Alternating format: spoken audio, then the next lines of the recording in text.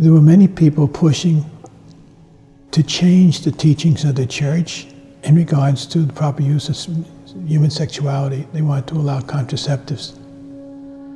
And many thought Paul VI was going to change the teachings of the church, but rather he reaffirmed the teachings of the church.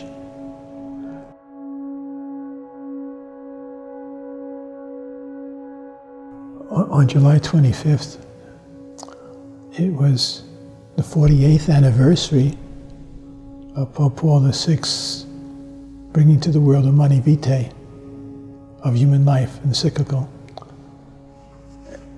Young people today would have a hard time understanding the significance of that document and the anticipation of it. There were many people pushing to change the teachings of the church in regards to the proper use of human sexuality. They wanted to allow contraceptives. And many thought Paul VI was going to change the teachings of the church, but rather he reaffirmed the teachings of the church. And in Humanae Vitae, what he stressed was this, section 7. He said, you must not separate deliberately the act of love, unitive aspect of the sexual act, and life. You do so at the risk of destroying what God has created and causing a great chaos in society. So the unitive aspect is, he said, that the act of human sexuality should be an act of love,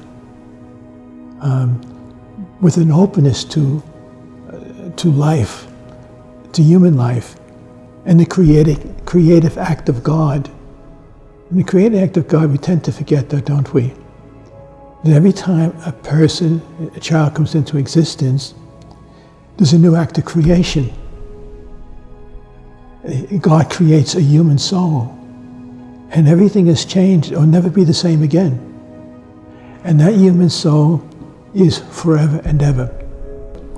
When we start to say, no, the purpose of sexuality is pleasure, to the exclusion of life, to the exclusion of the total giving of oneself to the other in love, to the exclusion of the act of creation on the part of God.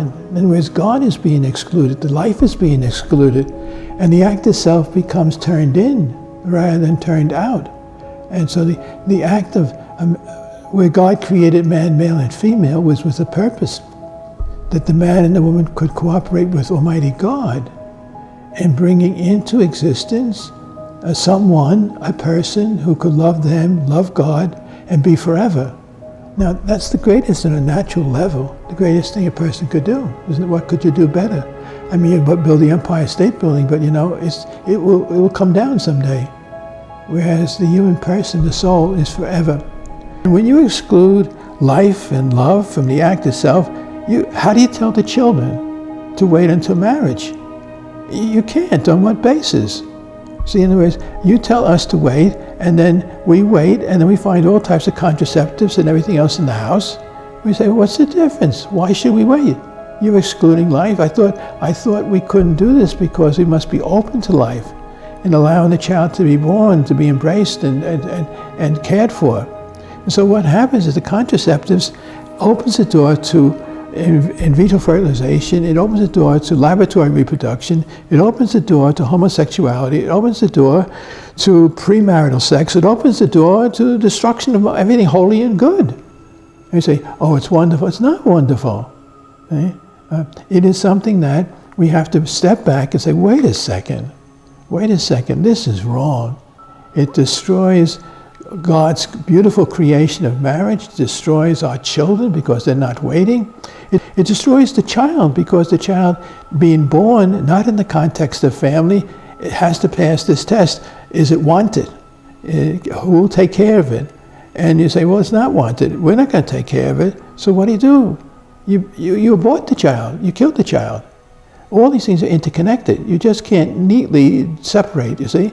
And so when Paul VI, on July 25th, 1968, came out, he told us, look, this is for the good of humanity. It's for your good. It's for the good of marriages. It's for the good of the child. And if you don't do these things, he said in section 17, these will be the consequences. It's worth reading that section 17, because everything he prophesied that would happen wrong in society has taken place. Okay? The church's teaching has tremendous amount of wisdom. It brings joy to the married couple who are secure because both are following God's laws. It brings the right context in which the child will grow and flourish in a holy and good family. And the society itself will be blessed if marriage itself is nurtured and supported and given a place of honor that it should.